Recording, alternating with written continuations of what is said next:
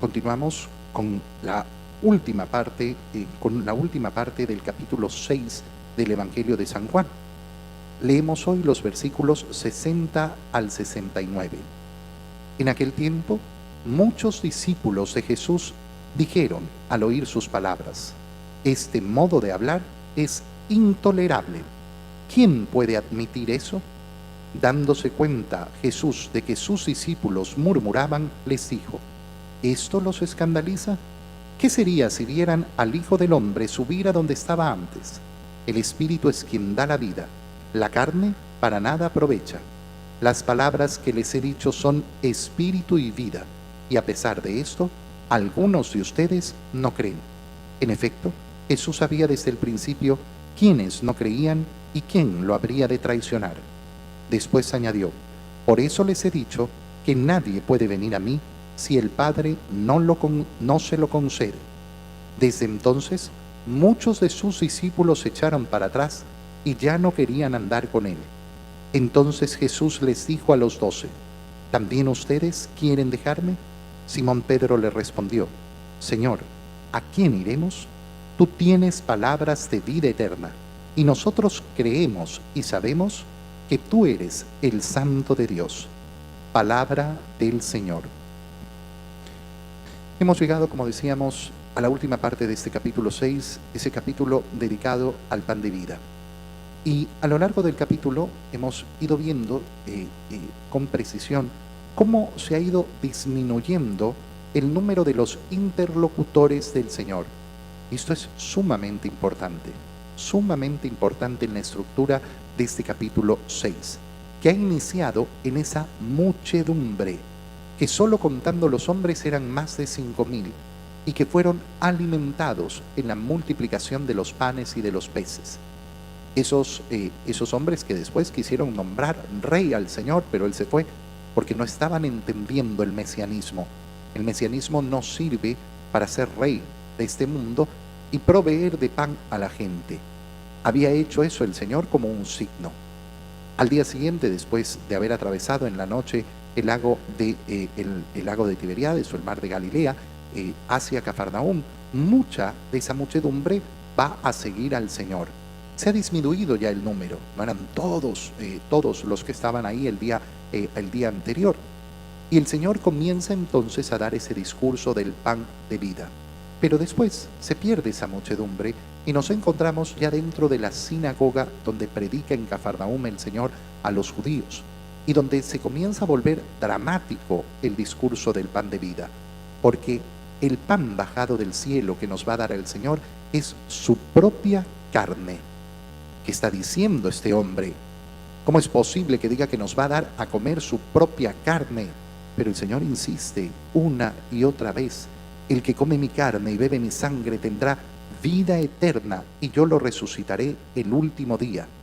Y en esta última parte, fíjate cómo el interlocutor cambia. Muchos discípulos, ya no los judíos, ya no es la muchedumbre. Ahora son los discípulos del Señor que están escuchando esta doctrina del pan de vida.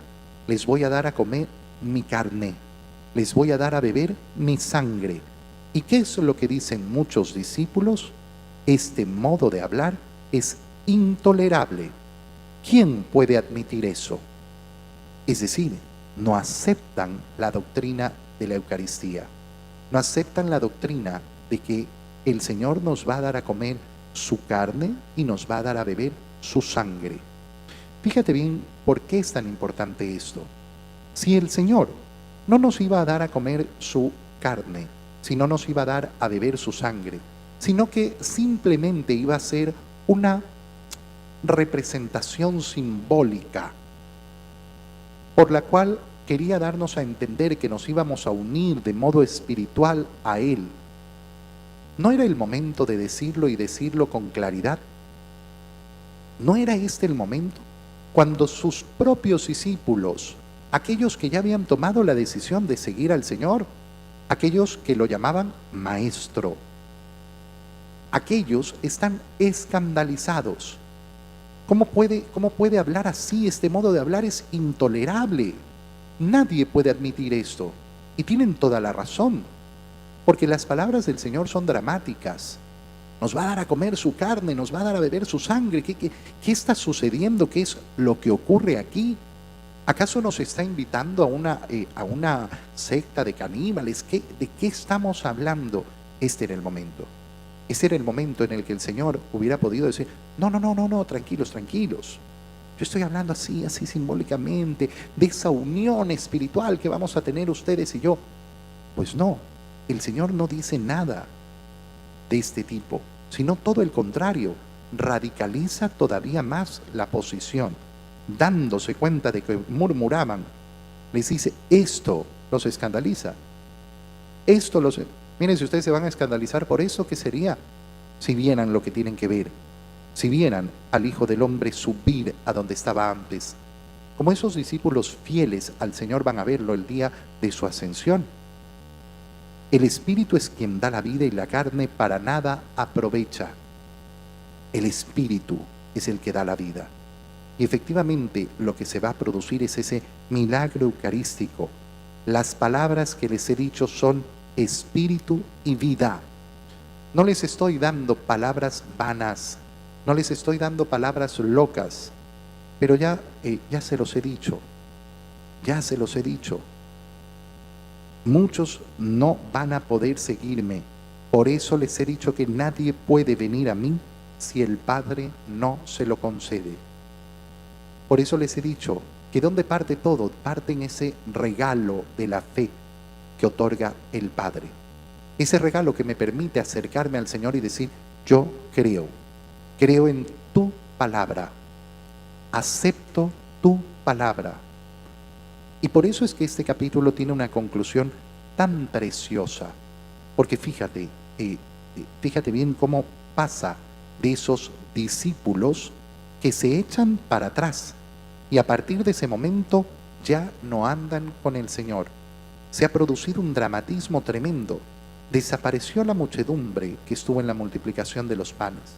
Desaparecieron los judíos que no aceptaron las palabras del Señor en la sinagoga. Y ahora desaparece un gran número de discípulos que no están dispuestos a aceptar que el Señor les dé a comer su carne y a beber su sangre. Y entonces se da el último paso, los últimos interlocutores. Jesús le dice a los 12, ya no al número de sus discípulos, sino a los 12. ¿También ustedes quieren dejarme?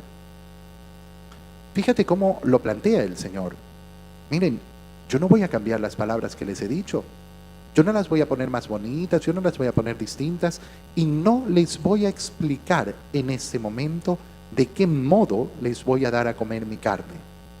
El modo que yo elija para darles a comer mi carne, eso depende de mí. Pero ustedes, si quieren seguirme, tienen que aceptar mi palabra. A los discípulos no se les podía pasar por la cabeza que a través del pan nos iba a dar a comer su carne, que a través del vino nos iba a dar a beber su sangre, que se iba a producir un milagro, esa transubstanciación, por la cual la substancia del pan deja de ser pan para convertirse en carne de Cristo, y la substancia del vino deja de ser vino para convertirse en sangre de Cristo. Pero en ese momento ni los discípulos, ni los 12, ni nadie sabe el modo. Tendrán que ser fieles y perseverantes hasta la última cena para entender, o mejor dicho, para comenzar a entender lo que el Señor nos quiere brindar. Y entonces, ahora a los 12 se ha reducido totalmente el grupo de los interlocutores. ¿También quieren irse? Váyanse. Oye, este es el modo de vida de la iglesia. La iglesia no está llamada a cambiar su doctrina porque la gente no la acepta. La puerta de la iglesia está abierta para que aquel que es invitado por el Señor entre y aquel que no quiere aceptar la doctrina salga. A mí siempre me ha parecido absurdo la gente que se llena de su propio pensamiento, su propia opinión. No, yo no creo en la confesión. No, yo no creo que la comunión es verdaderamente el cuerpo de Cristo. No, yo no creo esto, yo no creo aquello. ¿Pero por qué sigues en la iglesia entonces? No entiendo. ¿Por qué? Nadie te obliga. Nadie te obliga. Pero si uno se llama católico, si uno se llama cristiano, no es para seguir mis propias teorías, no es para seguir mi propia opinión, es para aceptar la palabra del Señor. Y por eso el Señor es tan claro. Ustedes también quieren irse, váyanse, váyanse. No voy a cambiar mi doctrina porque no les guste o porque no la entiendan. Simón Pedro toma la palabra y responde: Señor, ¿a quién iremos? ¿A dónde vamos a ir? ¿A dónde vamos a ir? Y efectivamente, hay tantas cosas que a uno le puede costar entender sobre la doctrina de nuestra fe. Pero, ¿dónde está anclada mi esperanza? ¿Dónde está anclada mi confianza? En saber que la palabra del Señor es superior. Que la palabra del Señor es la que le da sustento a mi fe. Y ver el mundo y decir: ¿y a dónde voy a ir?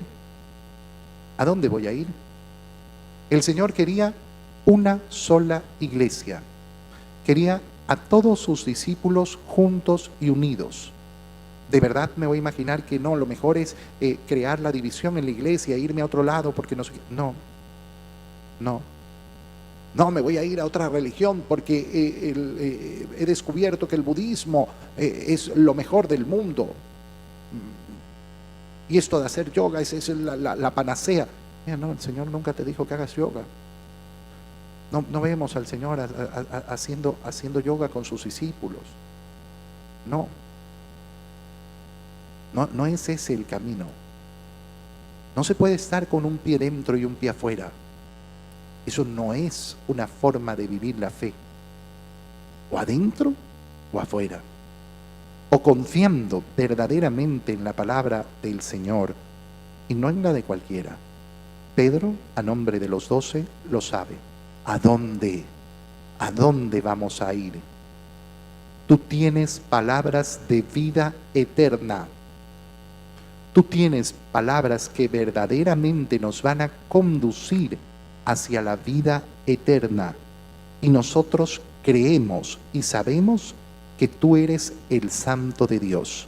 Si nos dices que tenemos que comer tu carne, aunque suene horroroso, lo creemos. Si nos dices que tenemos que beber tu sangre, aunque suene monstruoso, lo creemos. ¿Por qué? Porque tú tienes palabras de vida eterna. Y aceptamos esto. Y por eso esos 12 van a ser justamente los que van a estar ahí, en esa primera misa, en esa última cena. Claro, dentro de esos 12, lo ha mencionado San Juan justamente, estaba también el traidor, Judas. Y fíjate qué interesante cómo en este capítulo 6 todavía falta tanto para terminar el Evangelio, para llegar a esa última cena, y sin embargo ahora lo menciona. Ha empezado mencionando que era tiempo de Pascua, que se acercaba la Pascua, y después, en lo más dramático del capítulo, hacia el final, recuerda a ese traidor. ¿Por qué? Porque ese traidor estuvo ahí en la primera misa y recibió su primera comunión, pero sin fe no le sirvió para nada, porque hay que confiar verdaderamente en la palabra del Señor. Tomen y coman, esto es mi cuerpo. Y por eso cuando me acerco a comulgar con profunda devoción y escucho esas palabras, el cuerpo de Cristo, amén, tengo que responder, amén. Ese acto de fe, sí, así es. Yo creo y creo profundamente que este es el cuerpo y la sangre de mi Señor. Te doy gracias, Dios mío, por los buenos propósitos, afectos e inspiraciones que me has comunicado en este tiempo de lección divina. Te pido ayuda para ponerlos por obra. Madre mía Inmaculada, San José, mi Padre y Señor, Ángel de mi guarda, interceded por mí. María, Madre de la Iglesia, ruega por nosotros.